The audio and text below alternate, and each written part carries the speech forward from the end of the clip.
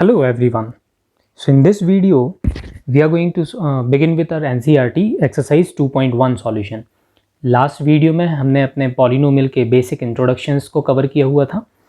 Last videos में हमने degrees और उनके सॉल्यूशंस देखे हुए थे और आज के वीडियो में हम अपना स्टार्ट करेंगे NCERT का 2.1 एक्सरसाइज. तो 2.1 एक्सरसाइज में मूव करने के पहले सबसे पहले हम कुछ डिस्कस करते हैं कि जैसे हमने 9th क्लास में पढ़ रखा हुआ था कि vertical lines and horizontal lines, किसी भी प्लेन को हम डिवाइड कर सकते हैं with the use of these two lines, verticals and horizontal. तो जो हॉरिजॉन्टल लाइंस होती हैं इनको हम कंसीडर करते हैं X axis and vertical lines are considered as what, Y axis. फिर अगर मेरे पास कोई इक्वेशन है, let's say any equation is given which is y is equal to 5x plus 3. ये हमारे पास एक लीनियर एक्सप्रेशन है. इस लीनियर एक्सप्रेशन का अगर हम ग्राफ डिजाइन करने जाएं तो हमें करस्पॉन्डिंगली x के वैल्यूज एज्यूम करना पड़ेंगे, हमें करस्पॉन्डिंगली y के वैल्यूज भी एज्यूम करना पड़ेंगे. ठीक है, अगर हमने x का वैल्यू एज्यूम करके रखा हुआ 0 तो हमें y का वैल्यू मिल जाएगा 3. अगर हमने y का वैल्यू एज्यूम करके रखा हुआ 0 तो हमें जो x का वैल्यू मिलेगा वो हमें मिलेगा -3/5. तो इस तरीके से हमारे पास दो पॉइंट वैल्यूज मिलेंगे और जब हम इन दोनों पॉइंट वैल्यूज को प्लॉट करेंगे अपने ग्राफ में तो फर्स्ट पॉइंट है हमारे पास 0,3, x value is 0, y value is somewhere here 1 2 3. तो फर्स्ट पॉइंट ये हो गया. सेकंड पॉइंट अगर हम प्लॉट करने जाएं तो x वैल्यू इज -3/5. अब -3/5 को अगर मैं फर्दर कैलकुलेट करने जाऊं तो इसको कैलकुलेट करने के बाद हमारे पास रिजल्ट आएगा -0.6. तो -0.6 कहाँ मिलेगा? Left side of the X axis. तो ये 1 हो गया, ये 0.5 हो गया समवेयर हियर. तो y value 0, x value is what, -0.6. तो फर्स्ट पॉइंट और सेकंड पॉइंट अगर मैं इन दोनों पॉइंट को ज्वाइन करके ज्वाइन कर दूं तो एक ग्राफ मिलेगा and this graph is nothing but a kind of straight line. ये जो हमें अगर हम एक्सटेंड करें इसको ऐसे तो ये जो लाइन मिल रहा हमें, ये कैसा लाइन मिल रहा हमें? स्ट्रेट लाइन मिल रहा है. तो ये हमारा एक्सप्रेशन जो गिवन था वो किस वेरिएबल का डिपेंडेंट एक्सप्रेशन था? x वेरिएबल का. That means we can write it as that was a polynomial in x variable and the value of polynomial is what, 5x plus 3. अब इस 5x प्लस 3 पॉलिनोमियल जो x variable का था, इस polynomial के graph ने x axis को कहाँ इंटरसेक्ट किया हुआ? x एक्सिस को इसने इंटरसेक्ट किया हुआ ऑन दिस पॉइंट. तो ये पॉइंट लोकेशन जो होगा that means the value of this point is considered as solution of this polynomial. तो अब अगर हम बात करें कि हमें ग्राफिकली सॉल्यूशन किसी पॉलिनोमियल का कैलकुलेट करना है, so the graphical solution of any polynomial is considered as the point of intersection with the X axis. अगर एक्स एक्सिस का पॉलिनोमियल है तो उसका ग्राफ एक्स एक्सिस को जितने पॉइंट में इंटरसेक्ट करेगा वो सारे के सारे पॉइंट वैल्यूज कंसीडर होंगे the solution of that polynomial.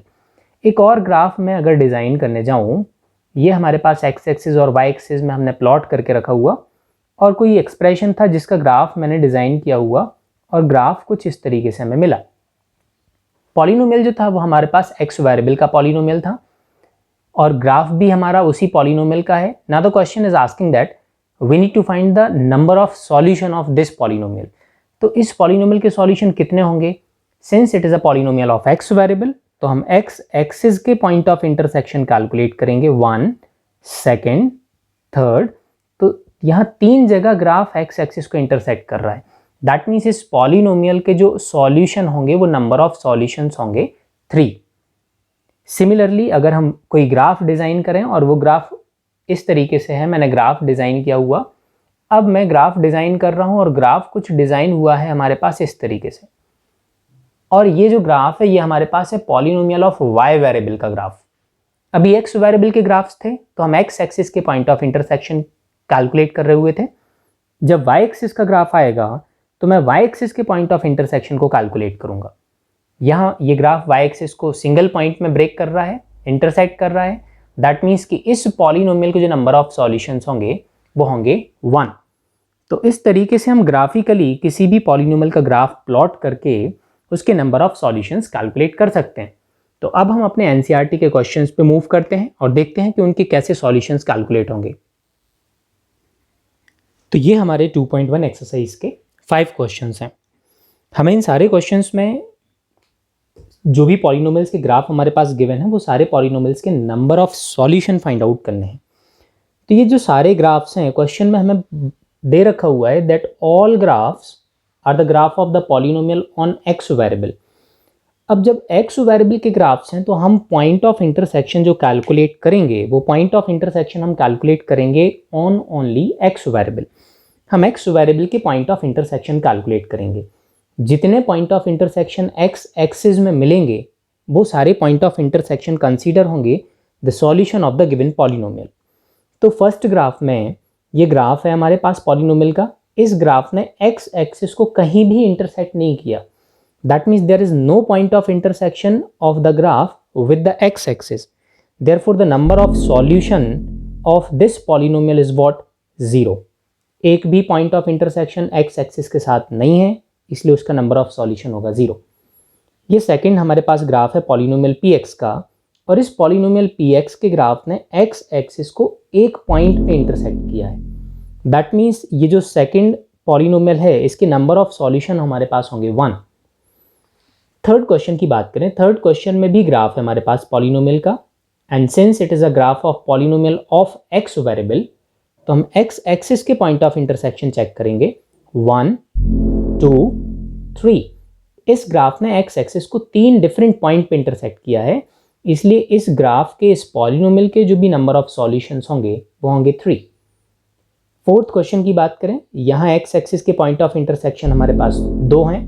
Therefore, the number of solution of this polynomial, which is based on x variable, so the number of solution will be of what? 2.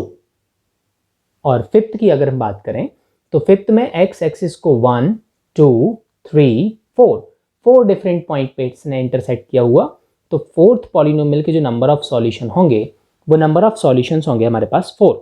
तो इस तरीके से हम किसी भी graph के number of solution calculate कर सकते हैं by just finding the number of intersection point of the corresponding axis. अगर एक्स एक्सिस का पॉलिनोमियल होगा तो एक्स एक्सिस के पॉइंट ऑफ इंटरसेक्शन कैलकुलेट होंगे, वाई एक्सिस का पॉलिनोमियल होगा तो वाई एक्सिस के पॉइंट ऑफ इंटरसेक्शन कैलकुलेट करेंगे। अब हम क्लास में एक छोटी सी चीज़ और डिस्कस करेंगे। कुछ ग्राफ्स हमारे पास फिक्स हैं, लाइन जैसे लीनियर, क्वाड्रेटिक, क्यूबिक, तो उनके ग्राफ हमेशा फिक्स हैं कि उनका शेप हमेशा वैसे ही होगा। जो फर्स्ट पॉलिनोमियल हमारे पास वो लीनियर पॉलिनोमियल, तो लीनियर पॉलिनोमियल का जो डिफ़ॉल्ट फॉर्म है वो डिफ़ॉल्ट फॉर्म है ax + b = 0। तो इस लीनियर पॉलिनोमियल का जब भी आप ग्राफ प्लॉट करेंगे वो ग्राफ हमेशा आपको मिलेगा एक स्ट्रेट लाइन। ये क्वेश्चन हमारे पास MCQ में आ जाते हैं। जब भी लीनियर पॉलिनोमियल का ग्राफ प्लॉट होगा वो ग्राफ हमेशा होगा एक स्ट्रेट लाइन फॉर्मेट में। अब स्ट्रेट लाइन कैसे भी हो सकती है, ये एक्स एक्सिस और वाई एक्सिस हैं। अब स्ट्रेट लाइन किसी भी एंगल में डिज़ाइन हो सकती है। That straight line can be this, that straight line can be directly parallel to y axis, can be parallel to x axis, can be at any different angle with x और y axis. लेकिन जब भी graph plot करोगे तो वो हमेशा एक straight line ही मिलेगा। फिर सेकंड जो हमारे पास पॉलिनोमियल है वो है क्वाड्रेटिक पॉलिनोमियल। क्वाड्रेटिक पॉलिनोमियल का जो डिफ़ॉल्ट फॉर्म है वो है ax² + bx + c = 0। जब भी क्वाड्रेटिक पॉलिनोमियल का ग्राफ आप प्लॉट करने जाएंगे तो वो क्वाड्रेटिक का ग्राफ आपको हमेशा मिलेगा एक पैराबोलिक फॉर्म में। Parabolic form that means what? A kind of U shape. जैसे ये एक्स एक्सिस, वाई एक्सिस के हमने ग्राफ डिज़ाइन किए हुए। अब जो भी ग्राफ हम क्वाड्रेटिक पॉलिनोमियल का डिज़ाइन करेंगे वो हमेशा हमें इस शेप में मिलेगा, या तो अपवर्ड ओपन होगा या राइट साइड ओपन होगा, लेफ्ट साइड ओपन होगा, किसी भी डिफरेंट एंगल में होगा। जो भी मिलेगा वो इसी पैटर्न का ग्राफ मिलेगा। दैट मीन्स कि पैराबोलिक ग्राफ होगा। तो ये कुछ ग्राफ्स फिक्स हैं। लीनियर पॉलिनोमियल का ग्राफ हमेशा स्ट्रेट लाइन मिलेगा, क्वाड्रेटिक का हमेशा पैराबोलिक मिलेगा, और जो नंबर ऑफ सॉल्यूशन होंगे ग्राफिकल मेथड में वो हमेशा पॉइंट ऑफ इंटरसेक्शन से ही कैलकुलेट होंगे।